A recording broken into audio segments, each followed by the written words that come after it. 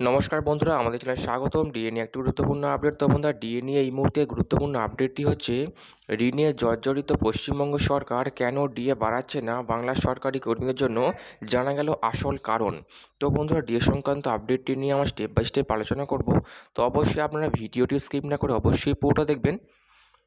তো তার আগে বলে রাখি, যে সকল বন্ধুরা আমাদের চ্যানেলে নতুন, আমাদের চ্যানেলটি পাশে সাবস্ক্রাইব বাটন, সাবস্ক্রাইব করার পর পাশে যে বেল আইকন সেটিও প্রেস করবেন, লেটেস্ট ভিডিও আপডেটগুলি সবার আগে পেয়ে যাবেন। দেখে নেব আজকে ডিএ সংক্রান্ত গুরুত্বপূর্ণ আপডেটটি।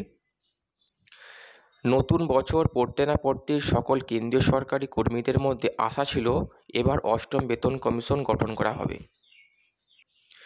বাড়বে বেতন, শুধু তাই নয়, মহার্ঘ ভাতা, ডিয়ারনেস অ্যালাউন্স বাড়িয়ে এবং ডিআরের পরিমাণও বাড়বে। বর্তমানে কেন্দ্রীয় সরকারের কর্মীরা সপ্তম বেতন কমিশনের অধীনে ডিএ পাচ্ছে প্রায় 53% হারে। 2024-এর প্রথমে কেন্দ্রীয় কর্মীদের ডিএর পরিমাণ ছিল 50%।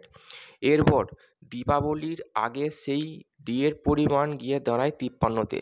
তবে এবার সেই আশা এবার সবুজ সংকেত দিল কেন্দ্র সরকার।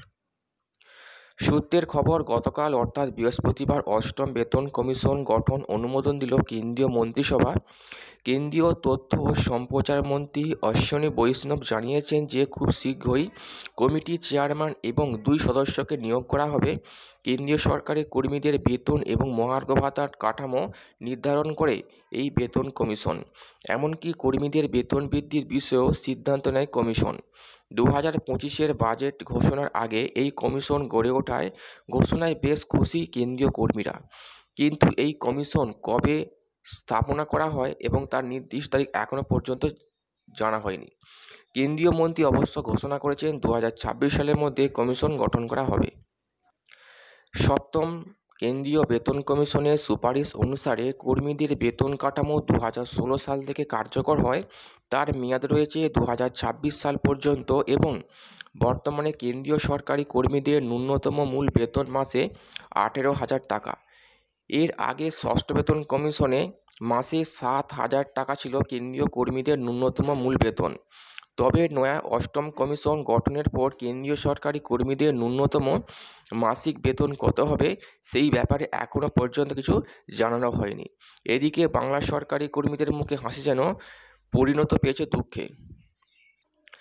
বর্তমানে যেখানে কেন্দ্রীয় কর্মীদের কেন্দ্রীয় সরকার 53% হারে ডিএ প্রদান করছে, সেখানে পশ্চিমবঙ্গ সরকার ষষ্ঠ বেতন কমিশনের মাধ্যমে মাত্র 14% হারে ডিএ প্রদান করছে রাজ্য সরকারি কর্মীদের পশ্চিমবঙ্গ সরকার। এই আবহে দিনের পর দিন কেন্দ্রীয় কর্মীদের সঙ্গে রাজ্যের কর্মীদের ডিএর ফারাক বেড়েই চলেছে। শেষ 2023 সালের বড়দিনে রাজ্য সরকারি কর্মীদের ডিএ বাড়ানো হয়েছিল। তাই সেই অনুযায়ী 2024-এর বড়দিনে সকল সরকারি কর্মীদের মনে ডিএ বৃদ্ধির আশা জাগলেও সেই সংক্রান্ত কোনো ঘোষণা করেননি মুখ্যমন্ত্রী মমতা বন্দ্যোপাধ্যায়।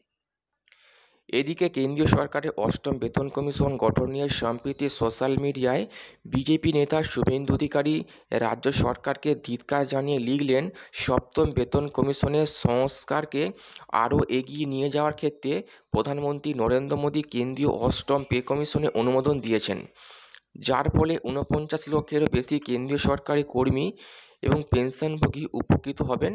এদিকে ঋণে জর্জরিত পশ্চিমবঙ্গ সরকার এখন তাই সরকারি কর্মীদের ষষ্ঠ পে কমিশনের অনুযায়ী ডিএ দিয়ে চলেছে। তাই রাজ্য নতুন বেতন কমিশন তো দূর, ডিএ দেওয়ার ক্ষেত্রে অপারগ।